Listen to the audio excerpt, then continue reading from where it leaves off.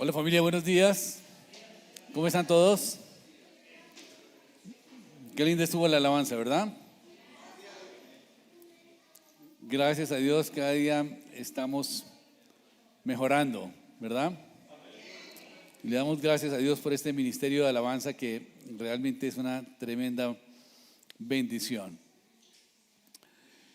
Hoy vamos a ver un tema que es bien importante para nuestra vida y para nosotros como iglesia, y tiene que ver con la obra de Jesucristo en la cruz del Calvario. ¿Amén? Se trata de la redención. Y la redención, pues indudablemente es la base de nuestra fe.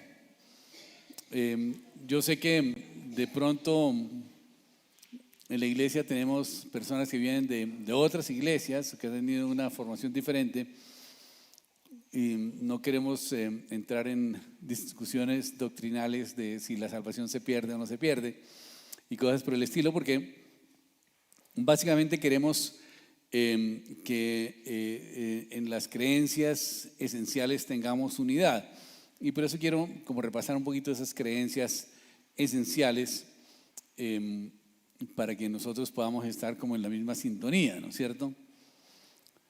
Y en el libro de los Efesios nos habla que con toda humildad y mansedumbre debemos soportarnos unos a otros con paciencia, en amor, solícitos en guardar la unidad del Espíritu en un vínculo de paz, un cuerpo, un espíritu, como fuisteis también llamados en una misma esperanza de nuestra vocación, un Señor, una fe, un bautismo, un Dios y Padre de todos, el cual es sobre todos y por todos y en todos. Amén. De tal manera que es muy importante que nosotros unifiquemos criterios y que unifiquemos conceptos con relación a los fundamentos de nuestra doctrina. Amén.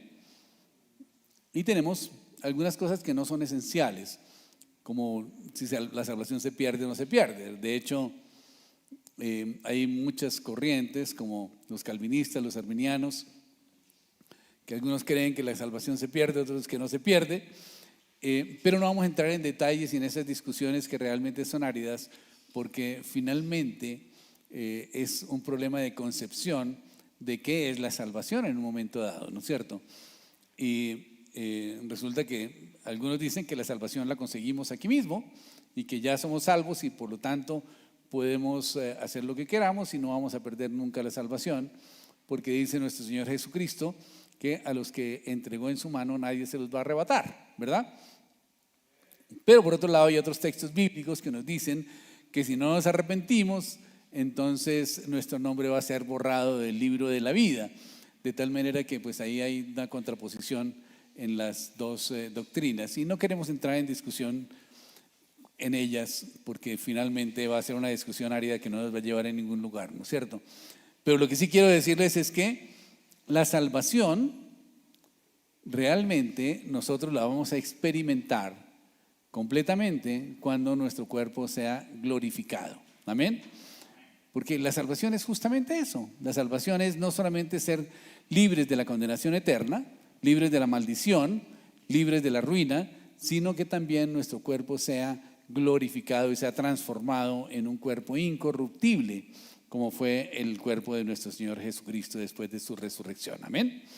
De tal manera que esas discusiones sobre algunos temas doctrinales finalmente se convierten en motivos de división y no queremos profundizar en esas cosas. Pero tenemos que entender que si tenemos algún concepto que ha sido muy arraigado en nuestro corazón, pues hombre, tengámoslo y pongámoslo delante del Señor. Como dice la palabra de Dios, recibid al débil en la fe, para no contender sobre opiniones.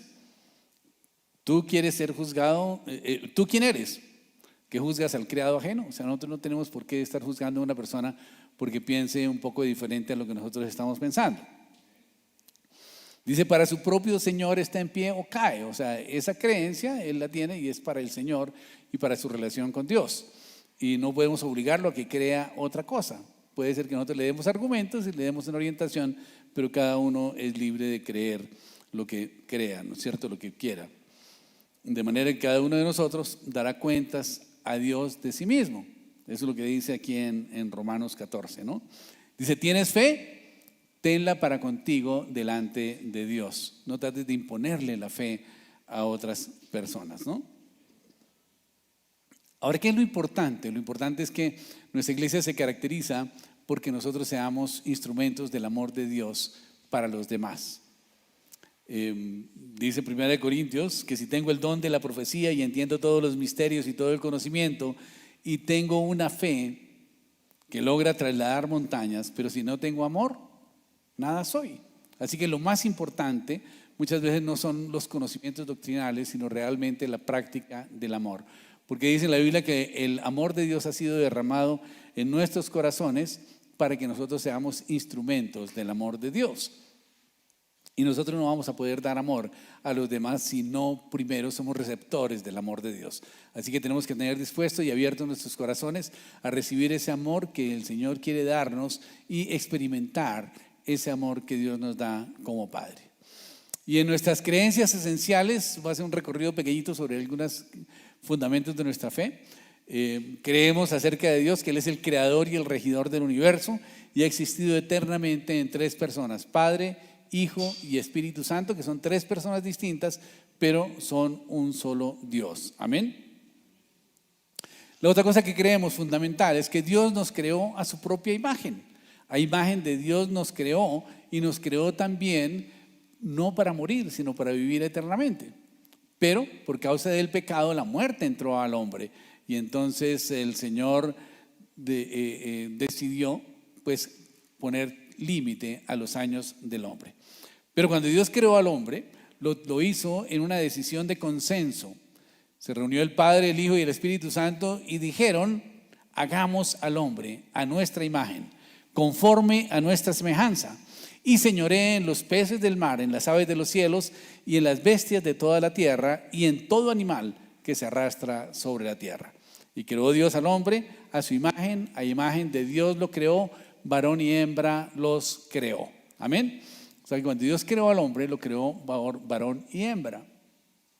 Dice pues luego la Escritura que Dios hizo caer al hombre en un profundo sueño porque lo vio solo. Y dijo: no es bueno que el hombre esté solo, haré ayuda idónea para él.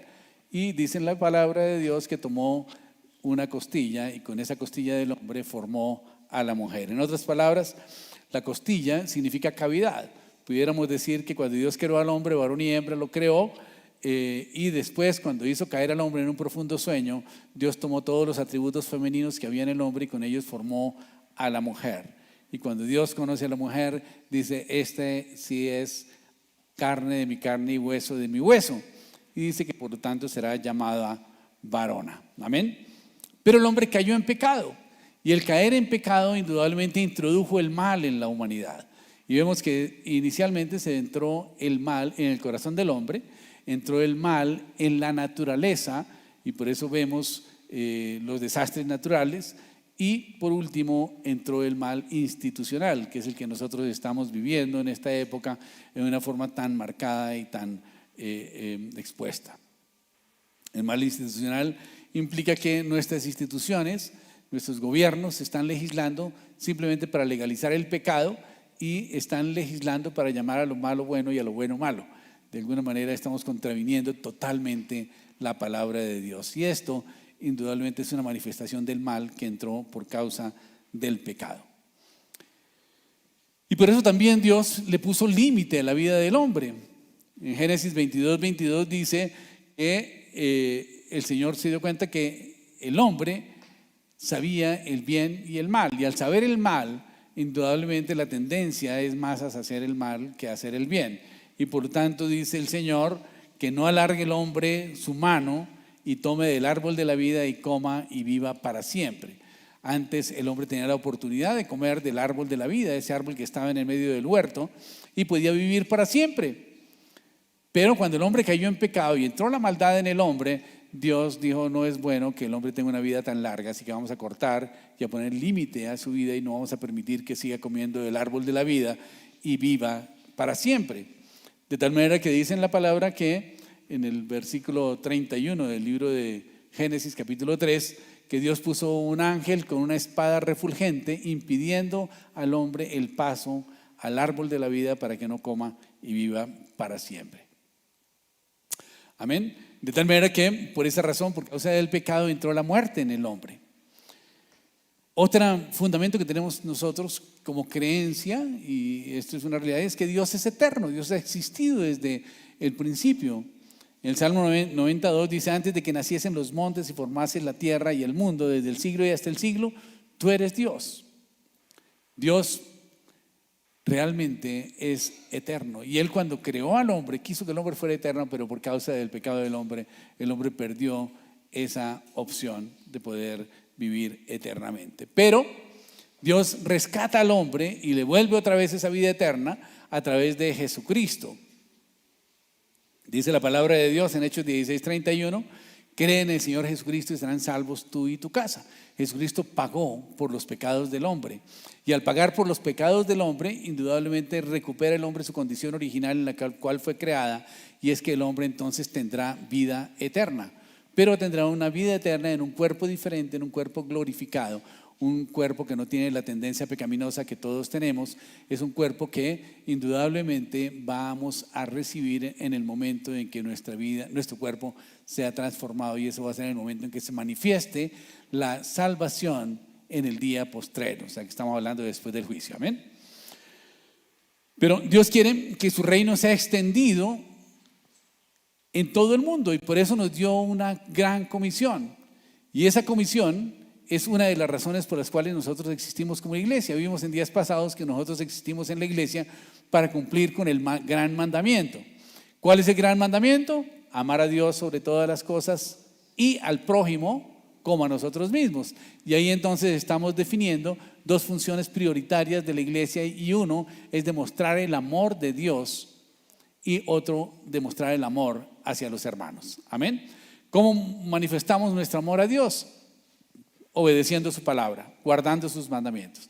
Jesucristo dijo: si me amáis, guardad mis mandamientos, ¿verdad? De tal manera que una forma de demostrar que amamos a Dios es guardando sus mandamientos. Y una forma en que demostramos el amor hacia los demás es a través del servicio.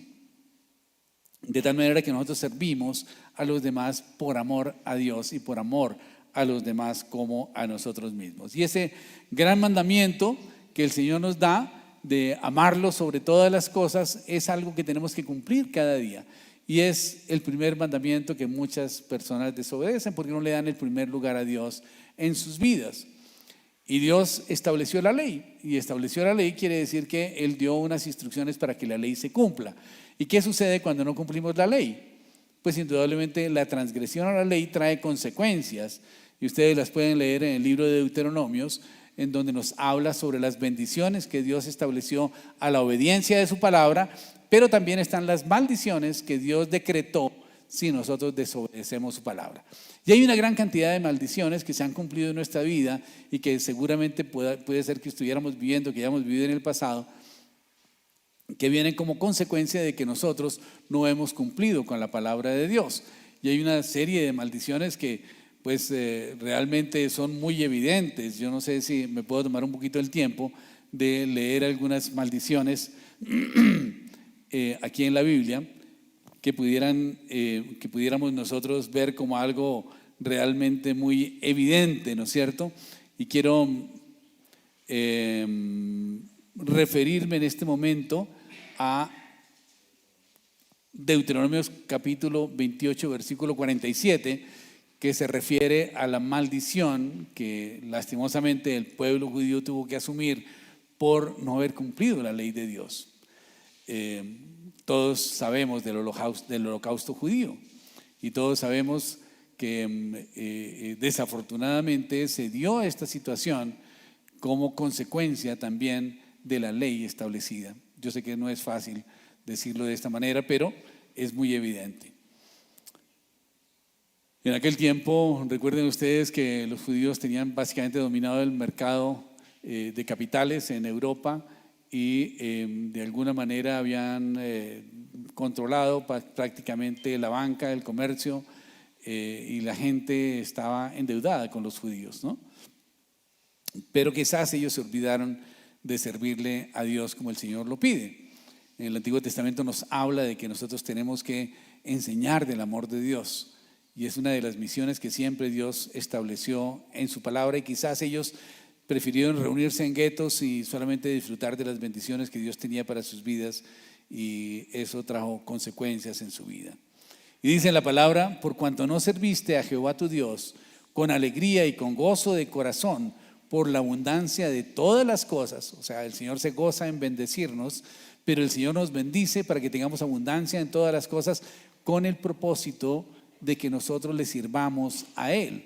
Y por eso la maldición tiene una justificación y dice: por cuanto no serviste a Jehová tu Dios con alegría y con gozo de corazón por la abundancia de todas las cosas. O sea, tenían tanta prosperidad y tanta abundancia de tantas cosas que ya no se ocuparon de servirle a Dios. Y entonces viene la sentencia, dice: servirás por tanto a tus enemigos que levantare Jehová contra ti, con hambre, con sed y con desnudez y con falta de todas las cosas, y él pondrá yugo de hierro sobre tu cuello hasta destruirte. Jehová traerá contra ti una nación de lejos, del extremo de la tierra, que vuele como el águila, nación cuya lengua no entiendas, gente fiera de rostro, que no tendrá respeto al anciano ni perdonará al niño. Ahí está escrito los miembros de la SS, ¿verdad? Dice: nación que vuele como el águila. Hasta ese tiempo se utilizaron los aviones bombarderos. De alguna manera estaban la suástica, y el escudo nazi también era identificado con un águila. De tal manera que ahí hay una descripción del nazismo en contra del pueblo judío, que de alguna manera entró en transgresión, como todos nosotros entramos en transgresión muchas veces. Y por esa razón es tan importante que nosotros estemos revisando siempre nuestra vida para ver qué áreas de nuestra vida están desalineadas con Dios. Pero cuando Dios rescata al hombre del pecado y crea el camino para que el hombre vuelva a tener vida eterna, entonces Él diseña un plan y manda a Jesucristo para que muera por nuestros pecados. Y cuando nosotros creemos, dice en la Biblia, que el creer que Jesucristo pagó por nuestros pecados hace que nosotros entendamos y recibamos la misericordia y el amor de Dios para nuestras vidas, y entonces toda nuestra vida de pecado queda borrada. Y el Señor ya no se acordará más de nuestros pecados, sino que nos mirará como redimidos por el pecado, por el sacrificio de Jesucristo en la cruz del Calvario, y eso traerá como consecuencia que nosotros tengamos entonces esa vida eterna que Dios nos había dado originalmente en el momento de la creación. Pero el Señor también nos da una comisión grande que se llama la Gran Comisión, y dice en Mateo 28:19: por tanto, id y haced discípulos a todas las naciones, bautizándolos en el nombre del Padre, del Hijo y del Espíritu Santo, y enseñándoles todo lo que os he enseñado. Y aquí encontramos en la Gran Comisión 3 cosas que debemos hacer. Primero, ir y hacer discípulos. Entonces nuestra misión como cristianos es tener discípulos, y es importante que nosotros empecemos a desarrollar esa función, porque es un mandamiento, es la gran comisión, esa es la gran encomienda que el Señor nos ha dado, que nosotros cumplamos en esta tierra. Tenemos que ir y hacer discípulos, tenemos que bautizarlos, significa que tenemos que vincularlos a la iglesia, y tenemos que enseñarle todo lo que nosotros sabemos. Amén. Es muy importante que nosotros cumplamos con esa gran comisión, y es una de las grandes fallas de la iglesia, y es una de las actitudes que menos hemos desarrollado dentro de la iglesia, y es la responsabilidad de cada uno de hacer discípulos. Y nos conformamos de pronto con mandar un mensajito por internet, por el WhatsApp o alguna cosa así, pero no estamos dedicándole la vida a una persona para que sea nuestro discípulo. Y esta persona necesita de nuestro amor, de nuestro tiempo, de nuestra dedicación y de nuestra orientación. Recordemos que hemos sido elegidos por la gracia de Dios. O sea, no porque seamos la última Coca-Cola del desierto, no es porque seamos alguien muy especial, simplemente por la pura gracia, por la pura misericordia, por puro amor de Dios, el Señor nos escogió para que nosotros seamos sus hijos. Amén. Y hemos sido elegidos por Él, dice en 1 de Pedro 2, elegidos según la presciencia de Dios. ¿Saben qué es la presciencia? La presciencia de Dios es el conocimiento que Dios tiene del futuro, de lo que ha de suceder en el futuro. La presciencia implica el conocimiento que Dios tiene de lo que va a suceder. Él nos conoce profundamente y sabe cómo vamos a actuar, cómo vamos a reaccionar, qué vamos a hacer y cuál va a ser nuestro futuro. Realmente, en la teología cristiana, la presciencia de Dios se asocia a menudo con la predestinación, que es la idea de que Dios nos ha predestinado de antemano a quienes hayan de ser salvos y quienes no. Algunas denominaciones cristianas, como los calvinistas, creen en esa predestinación y en la presencia de Dios, mientras que en la presencia de Dios, mientras que otras, como los arminianos, rechazan la idea de la predestinación y creen en la libre voluntad del hombre de decidir seguir a Dios o rechazarlo. Amén.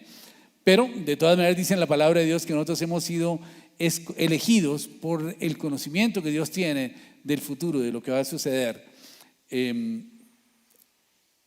para que nosotros seamos rociados con la sangre de Cristo y la gracia de Dios sean multiplicadas en nuestra vida. Otra cosa que nosotros creemos es que Dios nos reviste de su amor. Dice en Corintios 13:14, dice: y la gracia del Señor Jesucristo, el amor del Padre y la comunión del Espíritu Santo sean con todos vosotros. El Señor no nos deja huérfanos, no nos mandó a hacer esa gran comisión sin equiparnos.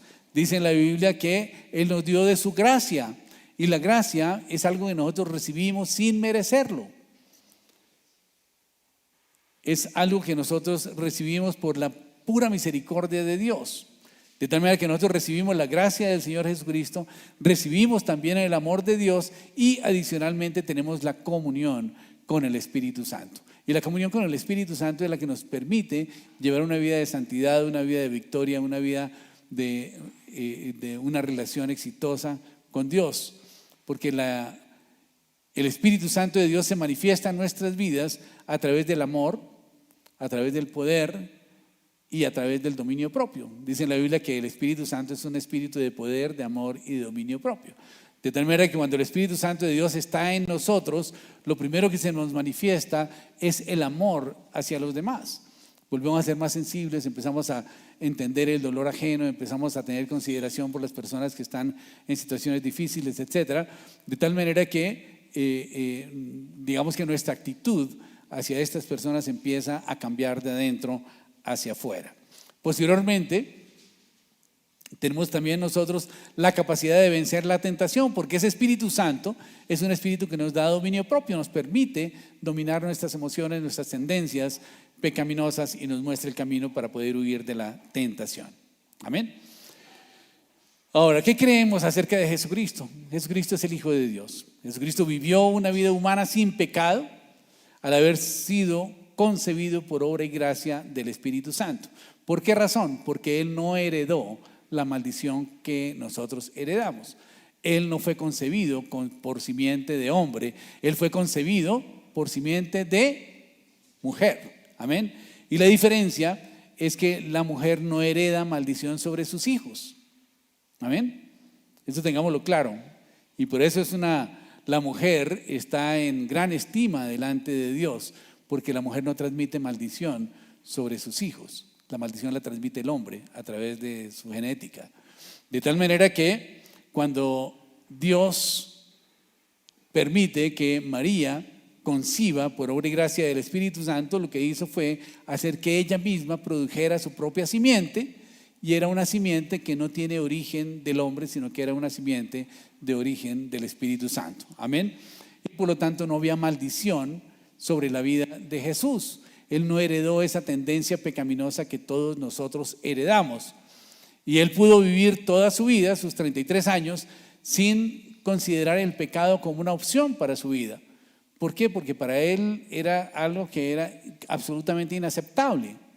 Él no tenía esa tendencia pecaminosa que nosotros tenemos, pero Él pudo conocer el pecado de la humanidad y finalmente pagó por él. Jesucristo vivió una vida humana sin pecado y murió como sacrificio perfecto delante de Dios para pagar por los pecados de toda la humanidad.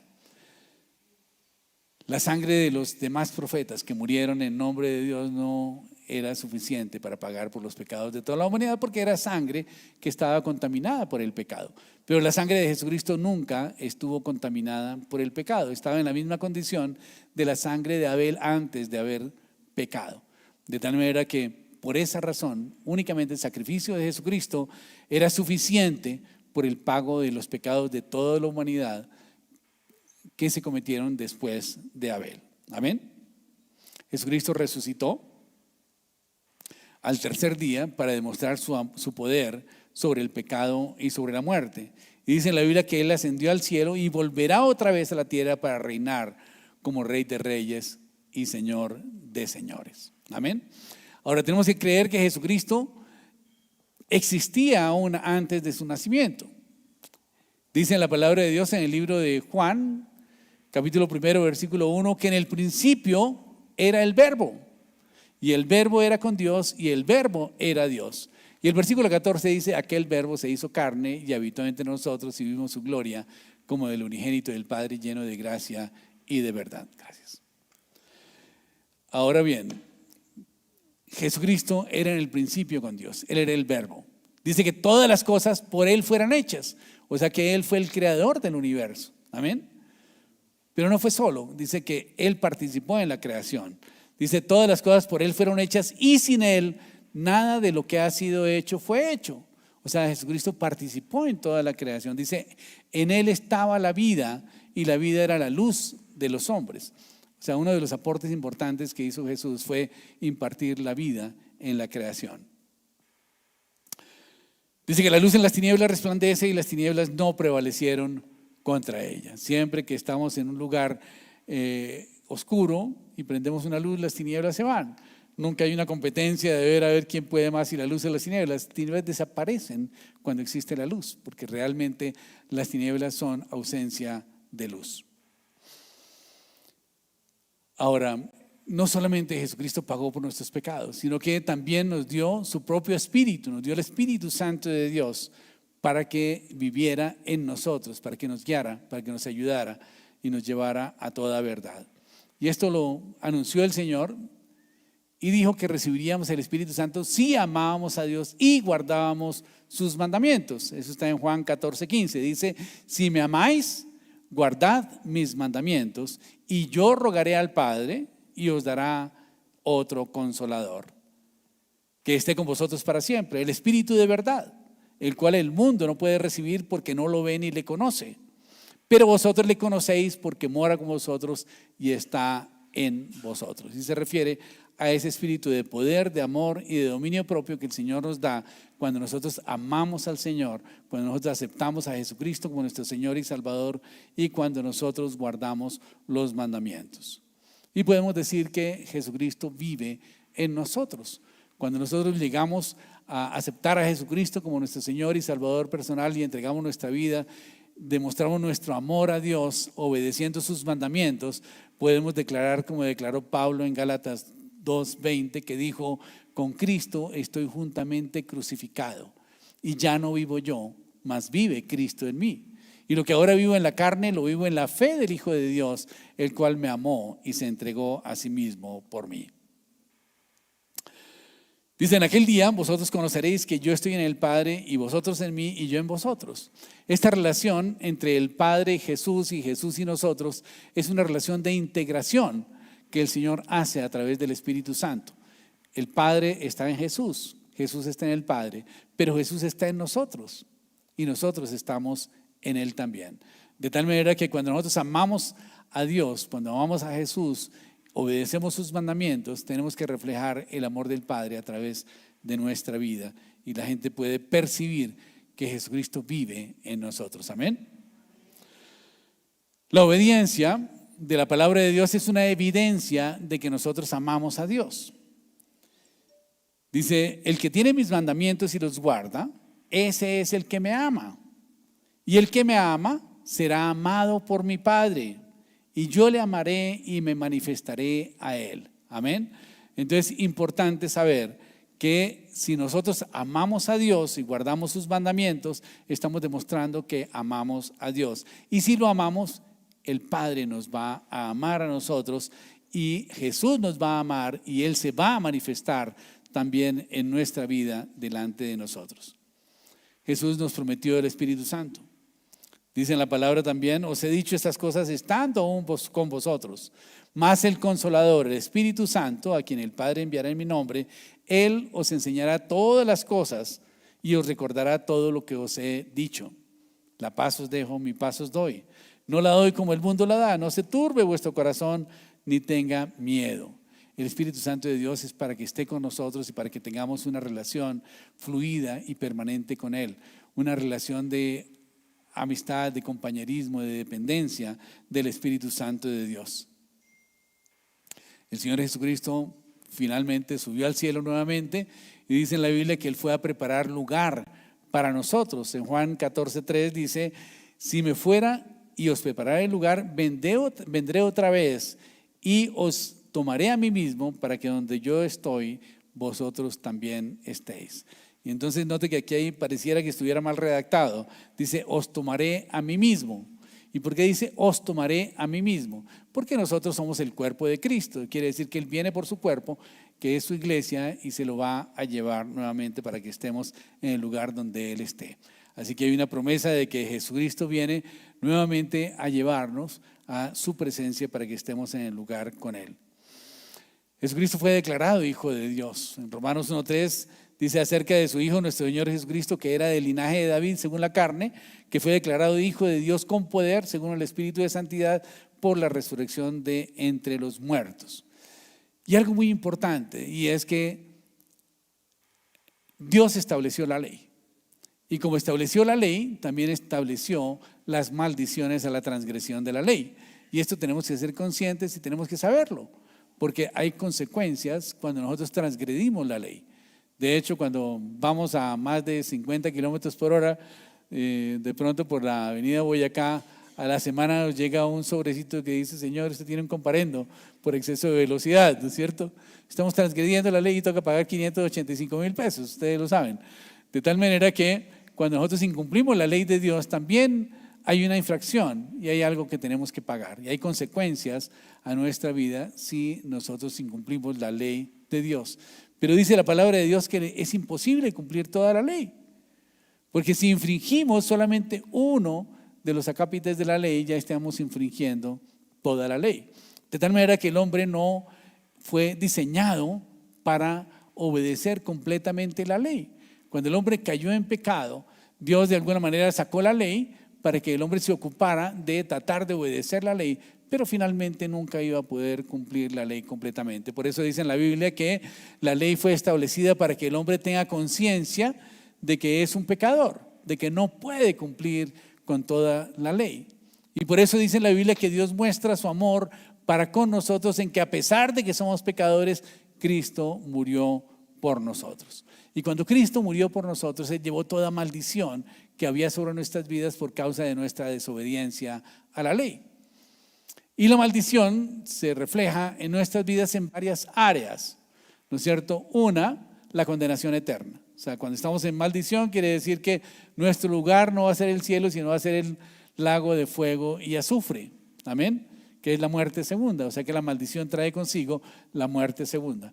Pero dice en la Biblia que Cristo nos redimió de la maldición de la ley, ¿no es cierto? Porque Él se hizo maldición por nosotros, porque es maldito todo aquel que es colgado en un madero, dice Gálatas 3:13. De tal manera que la maldición nuestra era que estábamos condenados al lago de fuego y azufre. Estábamos condenados a la enfermedad también muchas veces es una consecuencia de nuestro pecado. De tal manera que cuando dice en la Biblia que Jesucristo murió por nuestros pecados, también dice en el libro de Isaías que Él llevó en sus heridas nuestras enfermedades y nuestras dolencias, y por sus llagas fuimos nosotros curados. De tal manera que esa obra de Jesucristo en la cruz del Calvario no solamente nos libra de la condenación eterna, sino también nos libra de la enfermedad física, mental y espiritual. Si nosotros nos enfocamos en el Señor, si obedecemos su palabra, si logramos demostrar que amamos a Dios, la misericordia de Dios se manifiesta en nuestras vidas y la sanidad física puede llegar a nuestra vida. Dice en la Biblia que Cristo llevó toda maldición. Pero hay otras maldiciones, como por ejemplo la maldición de la ruina. Una de las maldiciones que está en el libro de Deuteronomios es la ruina, y está descrita muy claramente. Y recuerden ustedes que dice en la Biblia que Cristo nos redimió de la maldición de la ley, y la ruina es una de las maldiciones que está descrita en el libro de Deuteronomios. Pero entendamos bien qué es la maldición. La maldición realmente no es una maldición de la ley, es una maldición de Dios. Es Dios quien estableció esas maldiciones. De tal manera que Dios nos dio la penalidad por quebrantar esa ley. Y la persona que quebranta la ley está sujeta a la ira del dador de la ley, que es Dios. Y no solamente la maldición de la ley misma, es la maldición de Dios, el dador de la ley, quien fuertemente defiende sus leyes. La maldición de la ley es correcta moralmente y es inevitable. Dios lo estableció así y Dios es justo. Y si Dios es justo, pues Él tiene que practicar la justicia que Él mismo ha establecido. Pero Él en su misericordia, dice en la Biblia, que mandó a su Hijo Jesucristo para que Él llevara la maldición de la ley. Así que cuando nosotros aceptamos a Jesucristo como nuestro Señor y Salvador, estamos aceptando también que Él llevó la maldición de la ruina. Y esto es importante. Él llevó primero la condenación. Dice en la palabra de Dios que cuando Él murió, Él bajó a los infiernos, ¿verdad? Pero Él tomó las llaves del Hades. Pero también dice que Él llevó en sus llagas toda enfermedad y toda dolencia, y por sus heridas fuimos nosotros curados. O sea que la maldición de la enfermedad también Él la llevó. Pero también dice que Jesucristo fue coronado con una corona de espinas. Amén. Y recordarán ustedes que cuando el hombre cayó en pecado, Dios maldijo la tierra y dijo: espinos y cardos producirá. Y le dijo al hombre que comería el pan cada día con el sudor de su frente. O sea, le iba a costar más trabajo poder producir el pan. ¿Y esto qué implica? Que Dios maldijo la tierra. Y no es muy complicado poder mirar en qué condición está esa tierra donde era el Edén, que es la vertiente del río Tigris y el río Éufrates, en donde es hoy Irak, que antes era el famoso jardín del Edén, ¿verdad? Y hoy es un desierto terrible. De tal manera que esa maldición transformó esa área, esa tierra, y quedó completamente árida y solamente produjo espinos y cardos. Pero de una forma profética, los soldados romanos tejieron una corona de espinas y se la pusieron a Jesús. Y lo hicieron ellos burlándose de Jesús, diciéndole: salve, rey de los judíos, ¿no? Pero ahí ellos no sabían que estaban haciendo un acto profético en donde Jesús estaba llevando en la cruz del Calvario, en sus sienes, la maldición de la ruina que había sido decretada por Dios en el momento en que el hombre cayó en pecado. Amén. Y muchas veces nosotros estamos viviendo condiciones de necesidad, de ruina, y pensamos que es solamente por nuestra culpa, que es solamente por los negocios, es solamente por el problema del gobierno, que es solamente por las circunstancias. No, todo tiene un origen espiritual y tenemos que saber que Dios quiere bendecirnos. Y tenemos que procesar que no debemos ser compatibles con esa ruina, porque Jesucristo ya llevó la maldición de la ruina en la cruz del Calvario. Él fue coronado con una corona de espinas, fruto de la maldición de la tierra. Y con esto se está profetizando que Jesucristo llevó esa maldición en la cruz del Calvario, y por lo tanto nosotros tenemos que ser libres de esa maldición. Por lo tanto, tenemos que renunciar a esas maldiciones que de alguna manera pudiera ser que estemos viviendo. La maldición de la condenación eterna, la maldición de la enfermedad, la maldición de la ruina y muchas otras maldiciones que pudieran estar en nuestra vida y que nosotros podemos librarnos de ellas simplemente remitiéndolas a la cruz del Calvario, porque Jesucristo ya las llevó y Él ya pagó por ellas. Amén.